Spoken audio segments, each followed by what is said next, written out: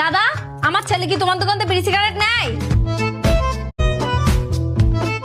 আরে না গো বৌদি, তোমার ছেলে বিড়ি সিগারেট খাই দেবে কেন? তোমার ছেলের মতো এরকম একটা ছেলে নেই, তোমার ছেলে তোমার দোকানে পাইতেও যায় না। আরে দাদা, সারা গ্রামের লোক আমার বলছে আমার ছেলে নাকি বিড়ি সিগারেট খায়।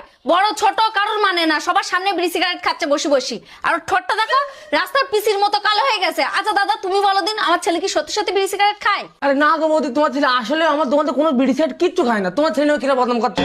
তোমার ছেলে মন ছেলে কিনা তুমি একটা খুশি থাকো না, তুই পাবা না। তোমার ছেলে হলো হিরের টুকরো, হিরে। ঠিক আছে দাদা, শুনি খুব খুশি হলাম। আসছি দাদা, এই চলে চল বাড়ি চল। ধন্যবাদ দাদা তোমার, তুমি আজ তোমার মার হাতে বাঁচাইতেছো। তুমি যদি মার সামনে সব সত্যি কথা বল দিতে তো মার হাতটা আমার মাটিতে করতো না। আরে বাবু, এসব কথা তোমার মার সাথে বলা যায়? তুমি বোঝো না? তুমি হলে আমার দোকানের সেরা কাস্টমার, সেরা। তুমি মাস গেলে আমার দোকানে সিগারেট খাও 10,000 টাকা। আমি এই কথা তোমার মার সাথে বলি কি তোমার দোকানের কাস্টমার আমি কি হারাবো?